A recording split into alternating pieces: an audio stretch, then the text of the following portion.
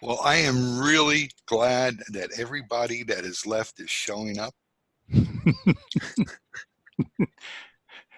It's the last quarter, right?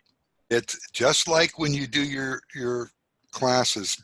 People join in at the last minute, but they're not all committed to doing something. Anyways, this is a committed group. Exactly. All right. So to start out, here's our question for today. Think about your level of skill and knowledge in tracking, since that's what this lesson is on. Would you say it is below average, average, or above average? And explain your answer. And we're going to start with Kelsey. I would say that my skill and knowledge in tracking is average, but it's something that I'm actively developing because I'm creating that metrics tracker. And so I've developed different KPIs and metrics that I want to measure in the business, and I'm looking at them, and I'm trying to get the entire year. Right now I have between May and October, but I'm hoping by the end of the year I'll have all of 2019 in there, and then it's just going to be something that I continue to track from there on. Okay. Now, I'm going to ask a question, and the KPI is the same as the KFI, key function indicator, and that is, what is the one thing that if you focused on it would improve your performance? Do you mean me in tracking, or like what I'm tracking, one of the metrics? One of the metrics, one of the things in your own personal performance, what is one thing that if you improved it would make a major improvement in your performance, that it would improve your performance? How's that? I think the internal processes, how much time we put towards different processes or areas that we're doing, both the facilitators and us as support. Okay. All right. Madison, your turn. I would say, I don't think Kelsey's giving herself enough credit, because if you think about, like, people our age, who is tracking the things we're tracking? So I think that, I don't know, she's a little off there. Well, I know what you mean. She's off, not off, but off. I agree. She's doing a great job. Go ahead. Yeah. So I would say the same for me. Like, with assessments, I have several trackers that I use. So I'd say maybe a little bit above average, just because of the thinking that goes into tracking, not necessarily like the doing it, but the knowledge in tracking is, I think, above average. Okay. Are you going to be involved in the creating of the new assessment? I am. I'm directly involved. We've started it. Good. That's great. Glad to hear it. Yeah. We're very excited. Okay. Amy, we'll let you go next.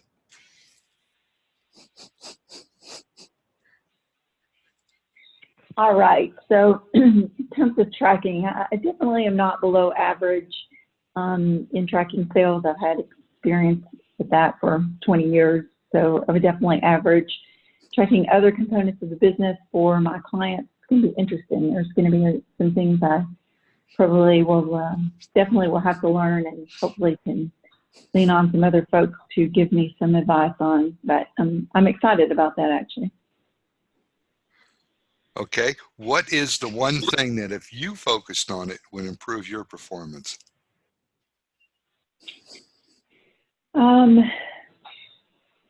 I think really just making more contacts. Okay. More contacts. Okay. Are you tracking that? Yes, I am tracking it. Okay. Mark, your turn. Okay, I need to unmute myself. Here we go. I'm definitely below average And you know that because I talked to you yesterday, Sam. I've been kind of spoiled by having the type of my business up to now coming in fairly easily through referrals. And as I'm going to the new manufacturing market, it just dawned on me this week with the lesson on tracking that I was not tracking things, not knowing where I am, not even measuring things. And so started yesterday afternoon, I really ramped it up and I'm a little bit better. But the one thing that I would focus on is definitely more contacts and more interviews. I think with the emphasis on interviews. If I have more interviews, I know I'm going to get more sales. Isn't that ironic? There's a definite correlation between interviews and sales. Oh, totally. Yep. And interviews and level of performance.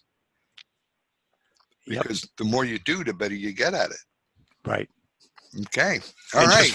Just for the fun of it, I have, since we last talked, I have 2 interviews scheduled since yesterday afternoon. So. Cool. Are they with manufacturing? No, but at least there are 2 interviews. Okay. All right. So how'd you do on your goals? So business goal. I sent an email to 9 different executives and managers in the manufacturing industry, followed up by phone calls to 3 of them but they were message that I left in their voicemail. I did not talk to them, so I did not have a contact. So that's that business goal. So I need to continue until I finally get the contact and then can schedule the interview. My personal goal, I completed the outline for the 2 speeches that I still need to deliver. And on the development goal, what was my development goal? What was it? Was I think to secure sales interviews, wasn't it? I have down here 2 sales interviews with manufacturing. Yeah.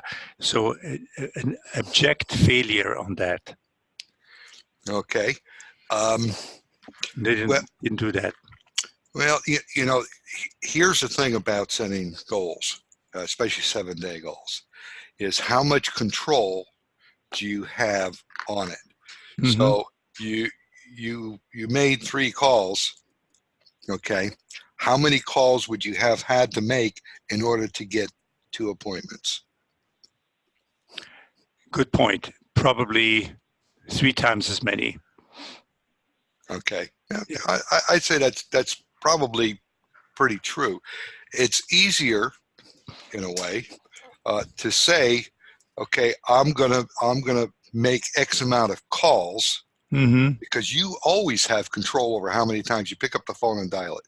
That's true. Yep. You don't always have 100% control over the person on the other end.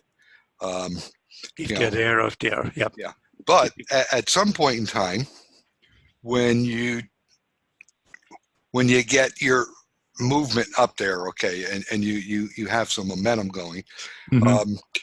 and you have a goal like 2 appointments, and you make 10 calls, and you only got 1 appointment, you know, there's nothing stopping you from making a few more calls to get the 2nd appointment. Very true. Okay, so you got to do sometimes what you got to do in order to get where you want to go, and it depends on what your goals are and how committed you are to your goals. And I know you are committed to your goals. Mm-hmm. Okay, all right. Amy, your turn.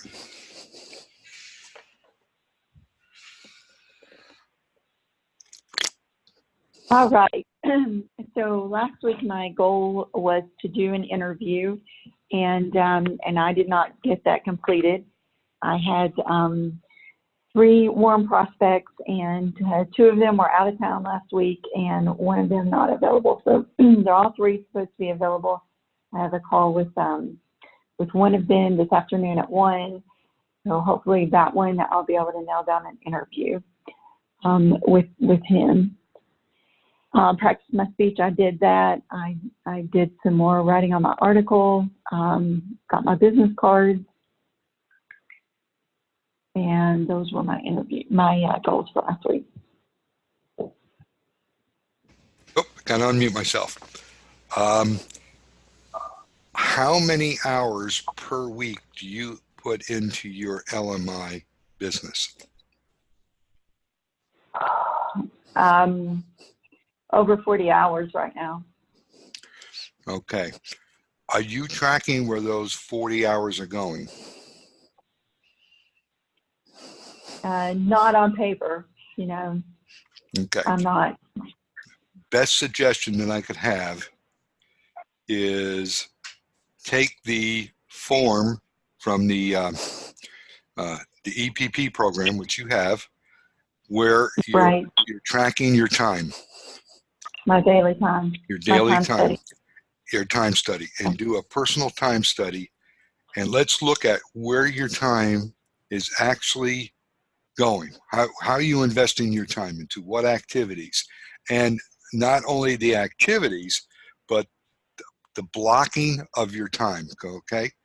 And you're familiar with blocking time because you've been through the EPP program, and and then how you're blocking your time. Do that, and actually, do you have the ability to PDF an actual form on a copy machine or anything? Print it out? Yeah, I can print. Yeah. Yeah. Do that so that I could actually, send it to me, email it to me, so I could actually look at them, and I'll work with you and help you on that. Okay. Okay. Thank you. All right. Thank you. And Madison. My business goal this past week was to create 2 goal systems on assessment systems. Didn't make it happen. My personal goal was week 7 of my 10K training, and I did that about 90% this week. And then it was to read chapters 12, 13, 14, 15 of E-Myth, and that was about 30%. Okay, on the development of the two goals, was it that what prevented you from doing that? I just wasn't intentional about setting the time to do it. So Okay. it was me. Now you met with Joe last week, am I correct? Mm-hmm. Okay. Yes. How did that meeting go? That meeting went well. We were prepared to tell you about it. Basically, Kelsey and I prepared together. So we met together to actually create a PowerPoint and to talk about our plan for discussing with Joe. And then before we presented just our application of sales to the top 50 goal, the day before we actually had a working lunch with Joe, and he went through each of our 7-day goals from each week, also our application from each lesson. And the win-win goals. And the win-win goals. And so. Yeah, he gave us more direction about what he wanted to see based on the presentation, and so then we took that and incorporated that all in. A lot of it was how our developmental goals that we've been working on also support our developmental goals, and the sales course are supporting the top 50 goal that we're working towards. And he wanted to see the connection of all that together, and also the connection of our 2 roles working together towards that. And then we have a lot of like soft or practice interviews that we're going to start getting ready for, because we already have 2 potential people. There's a professional engineering firm here, and then a local bank that Joe wants us to interview and actually start getting like some local clients going. So yeah. Okay. I think a major takeaway was really just having that conversation with Joe and reinforcing the progress that we've made. So it was like a reflection on everything we have done, because his expectation as well was to actually have a visual of like a percentages of where we're at with each of our goals. So I think that it was an impactful thing, and it's helping us to finish strong. Yeah, too. Okay. All right. Now, and the reason I'm asking is because I knew that was coming up, but how does that relate to not doing the 2 goal systems, which was your business goal? So how does it relate to it? Well, what I mean by that is you said he went over your 7-day goals. Okay. I would imagine you didn't go over that one as far as whether you accomplished it or not, because you would have mentioned it, and it was for today. Correct? Yeah. All right. Yeah. This was after our meeting. All right. Is that something you still want to do? Yes. How much time is it going to take you to do it? Maybe an hour. Okay. Maybe an hour? What's the most amount of time it might take you to do it? 2 hours. Okay. Do you have your my time? I do. Okay. And what gets scheduled gets done? So you know what my next question is? Yep. Is Okay. it in my time? All right. So get your my time, put it in your my time, schedule it. The thing about projects, and I'm calling this more of a project, is if you give yourself enough time to get it done. Now, I know work expands to fit the time allotted to it. Probably it'll take an hour, but just in case you get interrupted or something happens, you got 2 hours. You got a little leeway there. And if you get it done within an hour, which is really what you want to do, that second hour you could put someplace else, okay? But if you don't get it done, you know you have the second hour to fall back on. It's just a backup in case Murphy hits. And you know what I mean by that. Yeah. It just, something you can do. So did you put it in your my time? I put it on this paper, and I'm going to put it in my time. Okay. Okay. We'll trust you on that because we know you're a person of your word. How's that? Yeah. Yes. Okay. If I write it down, I'll do it. Okay. Kelsey. Did you want me to go through my goals this week? Or I didn't finish. Oh, Those I'm are just sorry. my last week goals. Oh, yes. I'm sorry. Yeah, we're going to have to do that, don't we? Yeah. Okay. Well, my business goal this week is to do those 2 goal systems and an additional one, so 3 total, so that I'm not getting too behind. My personal goal is week 8 of training. It's a total of 10 miles by Saturday. And developmental goal is to finish EMIS by next Monday.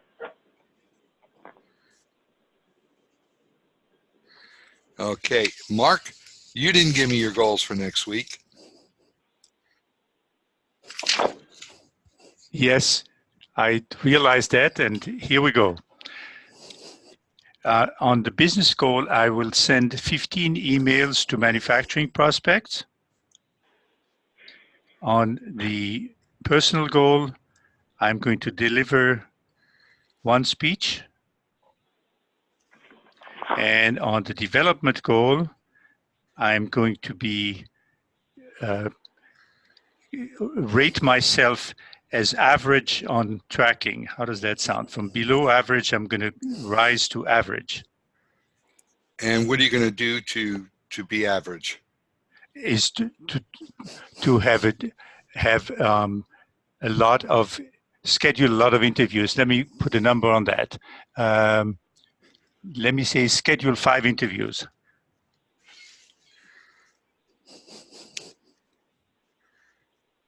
Okay, that's not calls. That's 5 interviews. It's a reach, but I'm going to push for a reach. Okay. Yep. That's good. Stretch goal. Stretch goal, exactly. Okay, Amy, I don't think we did you yet either. And if it wasn't for Madison telling me, I would have really messed up there. Thank you, Madison. You're welcome. Keeping us honest.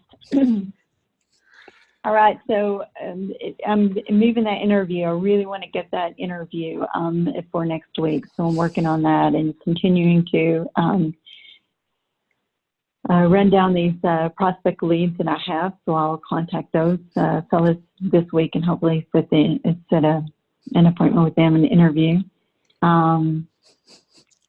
And those are my main goals for this week. I'm also working on the leadership program that we have, so I'll complete lesson 1 in the EPL. Okay. All right. So you're going to get the 1 interview. What was your personal goal? Mm-hmm. Was your personal goal lesson 1 of the EPL, or was that your development goal? That's going to be my development goal. Okay. So your personal goal.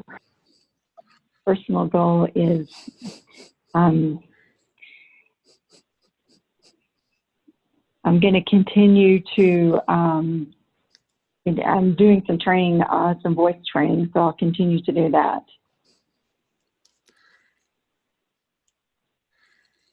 Okay. Is that for singing or for speeches? For just business in general, being in interviews and speeches. Okay. Now, what about tracking time? Yes, in my time study. I got that down. Okay. All right. Now, Kelsey. All right, my business goal last week was to get all of September and October in the tracker. That's 100% done. My personal goal is to get a schedule for October set up. That's only about 50% done. And then my developmental goal was to finish 15 Chapter 3 questions, and that's completely done. Okay. And then Go ahead. next week is to retro track and get April into the tracker. My personal goal is to finish October, but then just go all the way through December for a personal schedule. And then developmental is to finish all of Module 4 in marketing.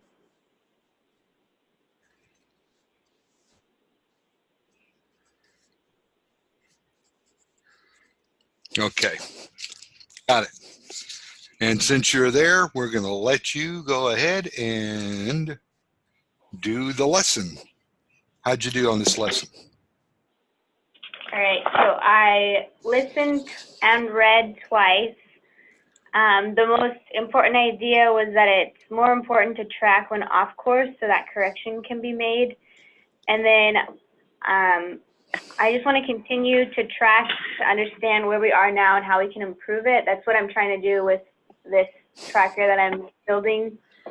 And then I would give myself an 8 this week.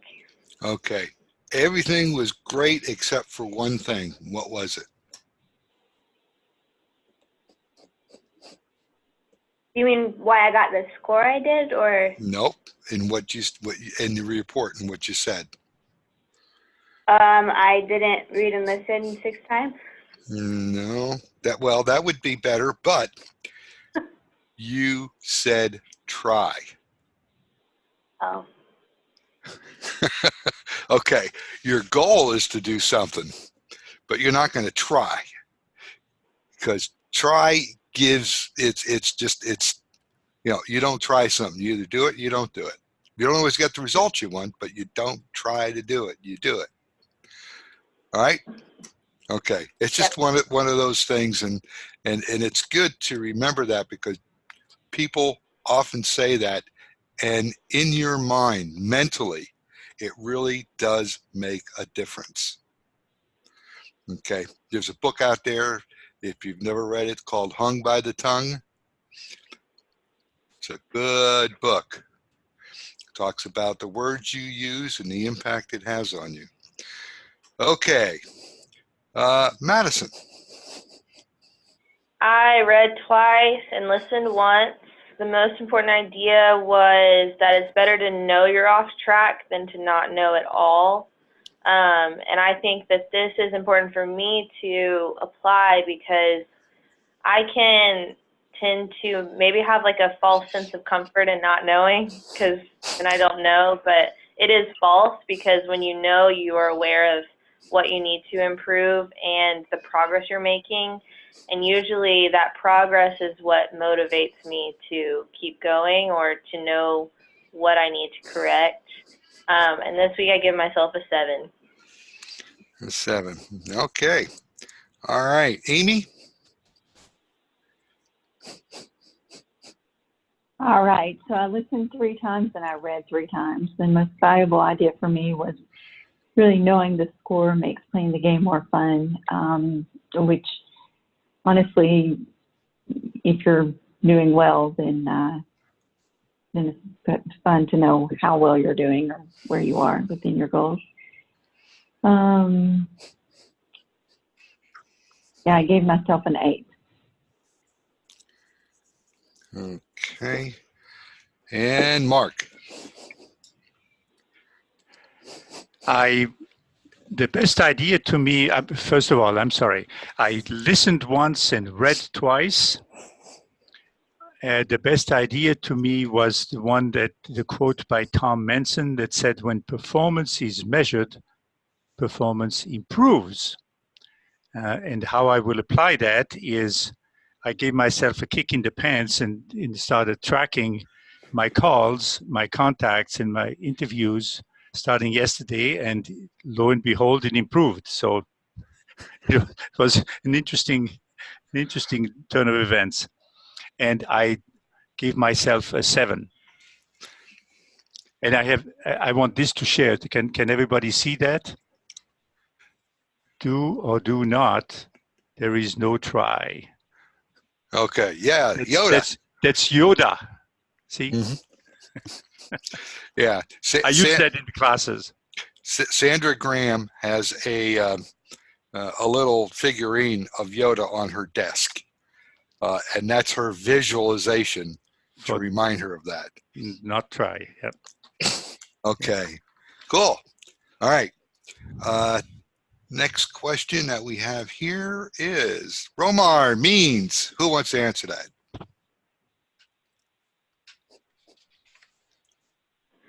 Record of my activity report.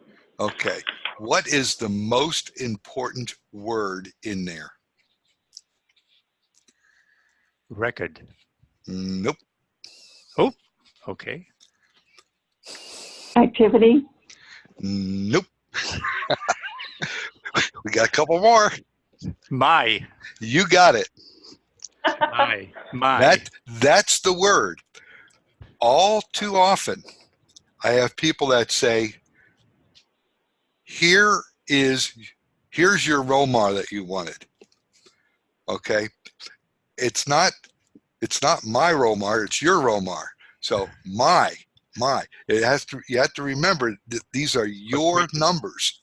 Right. Okay. And like Mark said, what gets measured improves. Yeah. Okay.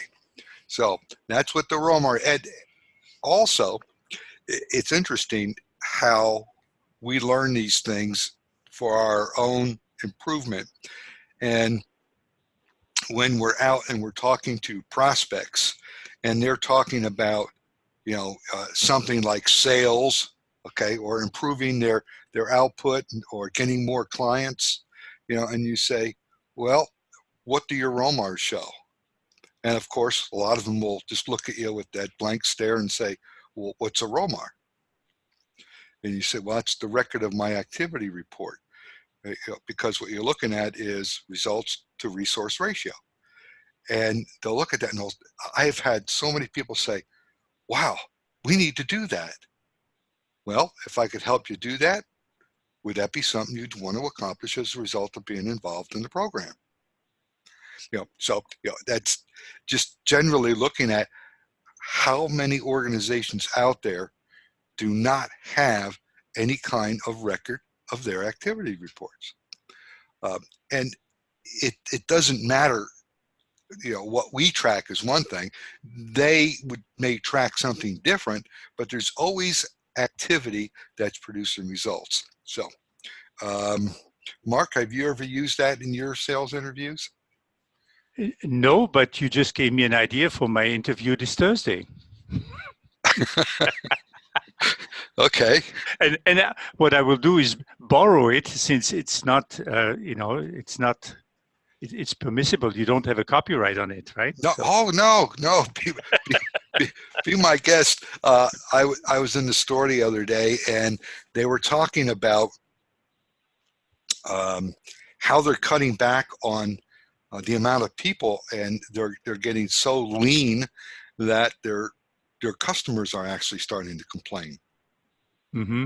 And I said, when I was in the line, I said, that reminds me. I think they call it right size, downsize, capsize. The lady went crazy over that. She said, "Can I use that? Is that copyright?" I said, "No, it's not copyrighted. Be my guest, use it." We have all these sayings that a lot of people just are not aware of, and it's just because it's the industry that we're in. Right. So, be my guest, use it. Okay. Next question. What are the 4 principles of basic score keeping? And I'm going to ask Kelsey to answer that one.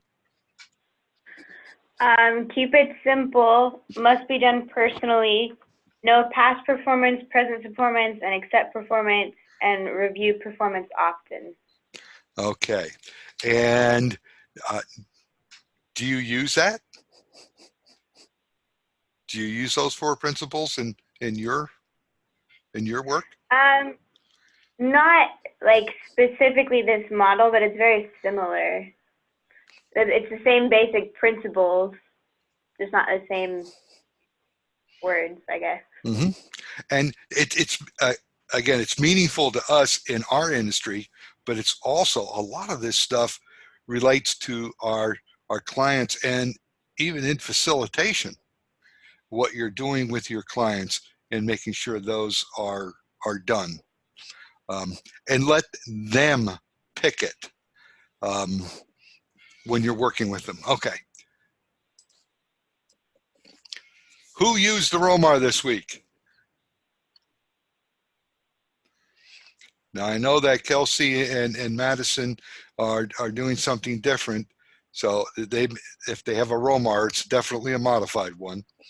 But Mark, did you use a Romar this week? Yes, I did. All right. And as you know, because we talked about it yesterday, I started yesterday because my epiphany was over the weekend. So anyway, I had 9 calls yesterday, 4 contacts, 1 interview scheduled, and 1 opening. Okay. Cool. And so far today, I have 4 calls, 2 contacts, 2 interviews. Wow. Those are great numbers. So that sounds like those were referrals. No, they were no. Mm-hmm. No, they were just people that I had on my list, and they just happened to. One of them actually texted me while we started the call at 10:30. So. All right. Well, hey, keep track. Those are darn good numbers. Yep. Okay, Amy, do you have numbers like that? No, not exactly like that. I have 4 contacts last week, and none of them have turned into an interview yet, but they all were unavailable, so I'm recontacting them this week. Mm-hmm. Okay, and when you're looking at sales, have you ever heard that every no takes you 1 step closer to a yes? Yes. Amy? Okay, you've heard that. Yes. So, but most of the time when we're making calls to schedule appointments, we actually very rarely get no. What we get is, call me back in a month or 2 months, or the timing's not right, or something. Okay. So, but you gotta make the calls. Okay, that's very important. And generally, how many calls can a person make in an hour?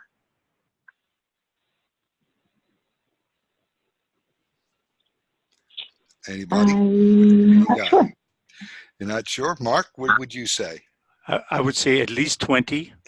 That's right. Minimum of 20.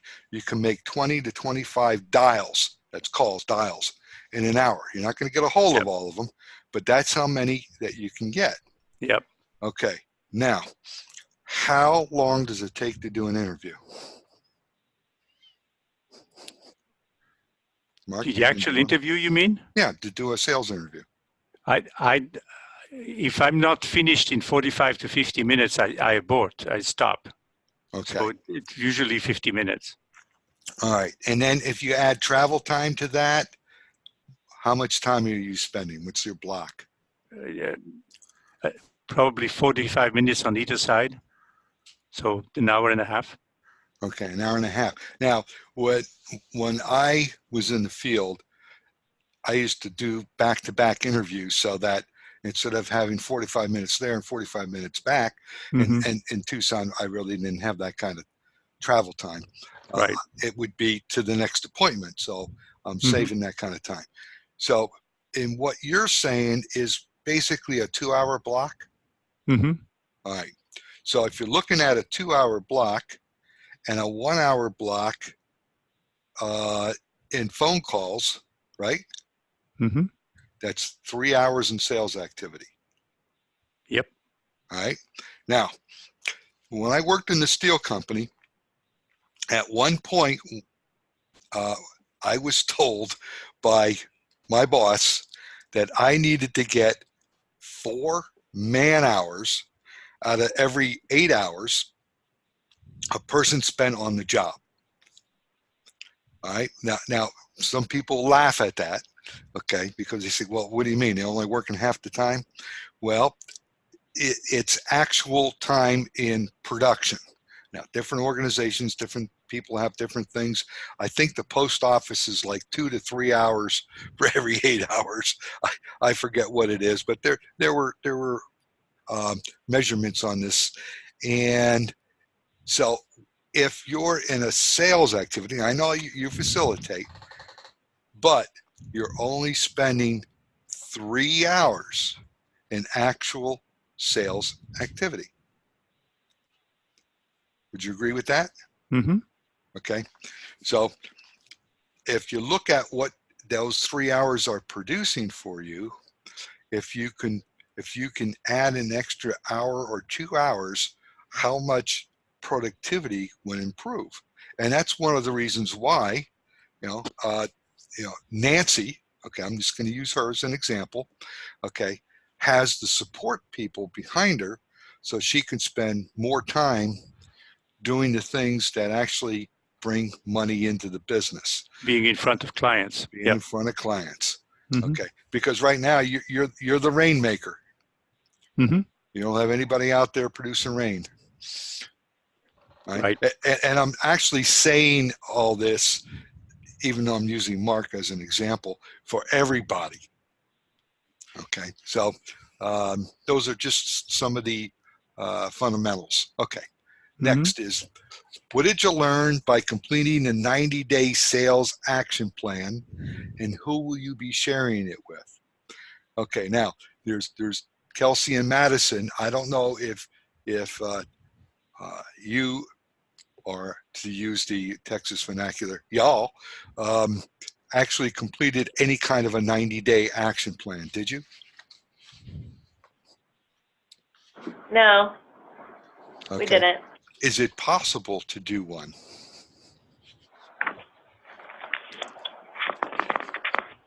Probably some kind of modified one. We would have to sit with Joe and kind of see what his expectations are and what he would want us to do. Okay, so if you haven't pulled it out, make sure you pull that out and sit down with Joe and actually say, here's something that we were doing in the class, and it was suggested that we sit down with you to work out some kind of a 90-day action plan. Okay, Mark, did you do one? Not yet. I'm working on it. I'm planning to work on that this afternoon. Okay. Amy? No, I haven't completed mine either. Okay. I'm working on that, aren't I? You may want to when you're doing this, you may want to play the game What If. Now, anybody have any idea what I mean by the What If game? You pretend you are successful. Is that what you mean? Well, you are successful, but in a way, you're right. It's what if I did this? What would the results be? Okay. Yeah. And so you can make multiple ones when you're looking at it. It's what if my contact rate was better? What if my closing rate was better? What if my, whatever, okay? And you could look at that, and then you could work on improvement. It's not always the activity. The goal really isn't to work harder. Some of us it is because we need to, but it's to work smarter and improve our ratios so that we can get a greater amount of return on our time invested. The 90-day action plan is really a good tool to do that. And use it as a visual. So, okay, enough of that. Okay, application and action. Scorekeeping by Bob Bowerly. Who listened to that recording by Bob? Okay. I did. You didn't? Okay. I did, yeah. Oh, you did? Yeah. Oh, cool. All right, because you were one behind before, too. Yeah, no, I did. I caught up on both of them. All right. What did you learn on the Bob Bowerly one? I think that he kind of went on a few different things, but ultimately he was talking about how it's better to know it's better to know you're winning or losing than to not know at all. And he related that to football whenever he coached football, and just taking it as more of like a competitive thing, and not necessarily always against other people, but against yourself. Like you're competing against your best always. So yeah, that was a major takeaway. And I think it really reinforced the reading too. Like it was about the same thing. So. Okay. Kelsey, what about you? Did you get a chance to listen to it? Yeah, I think my main takeaway from it was tracking and keeping record also helps so that you know what to do if you get into a similar situation. So that, like, if you get in, whether it's difficult or like good, if you keep having the same situation, you can learn from it, you can see patterns, and you can improve that way as well. Okay. Mark? There's three things that struck me in the notes that I took while listening to it. One of them, I love the image of driving a car without any gauges would be stressful. To me, it's a very good image that indeed, if we don't know how to track what we're doing with no gauges whatever, all it is, it's added stress on my life every single day, and I don't know where I'm going. Or I don't know when I will run out of gas in that case. So do I want to run out of gas in my business? No. So why should I not consider tracking my activities? So it's a reverse kind of reverse psychology way of looking at it. And the second thing that I liked was the key function indicator, what he talked about. And the last thing that to me impressed me was not to kid, it was way at the end of his speech, not to kid myself with how many hours per day I really work per week. In other words, not embellish it, be very brutally honest with how many hours are actually worked. Mm-hmm. Okay. Amy? Yeah, I did listen to it, and for me, the main thing was really just how it leads to success. Was being able to track what you're doing and just sort of open your eyes on the patterns of behavior. Mm-hmm. Yeah, it's interesting. I think I mentioned John Kiefer. I think I mentioned him before. He cut his hours down to 20 hours, and he tracks his 20 hours a week. And that's all he works now, is 20 hours a week. And he's just as productive now as when he worked 40 hours a week. The only thing is, on those 20 hours, he really focuses. and he's doing well. He selects what he's going to do, and that's it. And it was a commitment that he made to his wife. That's all he was going to work, and that includes his facilitation.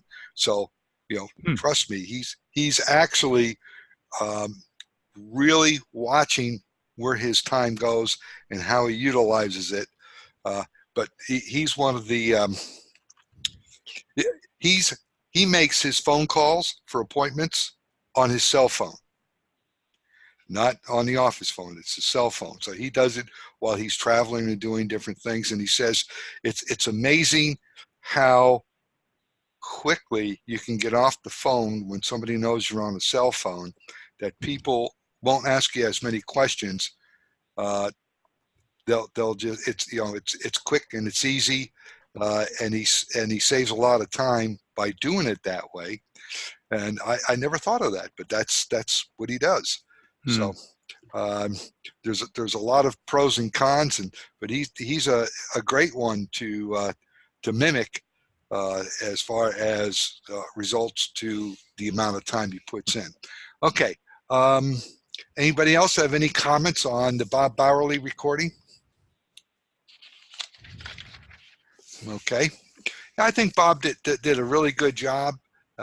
Worked many years with Bob, and he's now running his brother's business, but he still mentors people going through different courses. Excuse me. Which is interesting because he likes to keep his hand in the business. Okay. Next, any questions or comments about this week's lesson? Nope. Okay. We're looking at lesson 12. This is our last lesson. Effective work habits. Okay. This week, the value of good work habits, taking personal responsibility, the motivation of personal goals, the power of priorities, forming profitable work habits, reinforcement through affirmation, and success essentials. So these are the items that we're going to be going through this coming week.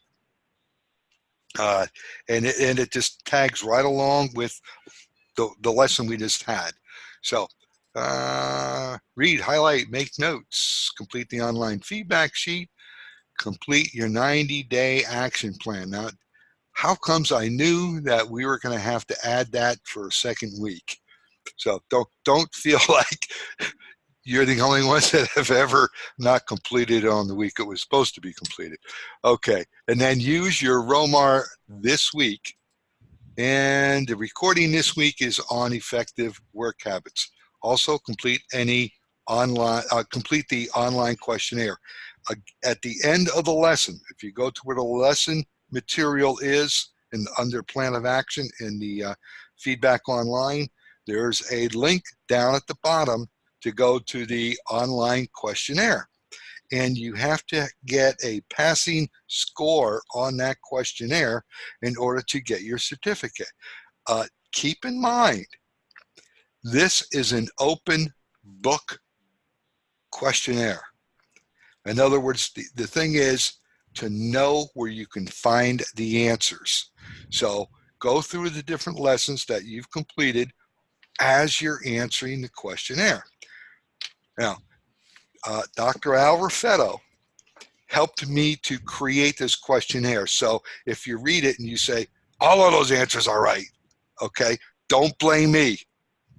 See, I take no personal responsibility on that. Okay, no, I was working with Dr. Al, and he said, if there's only one right answer, then it's a no-brainer. And since he was a college professor, he said, when you do something like this, you have to have multiple right answers, but there's actually only one most right answer. Okay? So when you're looking at it and you're going through, I'm giving you the information, you have to pick the most right answer. Okay? So again, I'm giving you fair warning, and you can use the book. So you can look them up. Okay, any questions or comments on the assignment? Okay, again, I'll send it out. So here we are. If you can measure it, you can manage it. When I was in the field, I had a Pitney Bowes machine. If any of you know what that is, it's for sending out mail. And you can get a tagline on your Pitney Bowes machine. And my tagline that was the side of the postage that I put on there, it said, if you can measure it, you can manage it. And I was surprised at how many people commented to me on that little thing. So keep that in mind.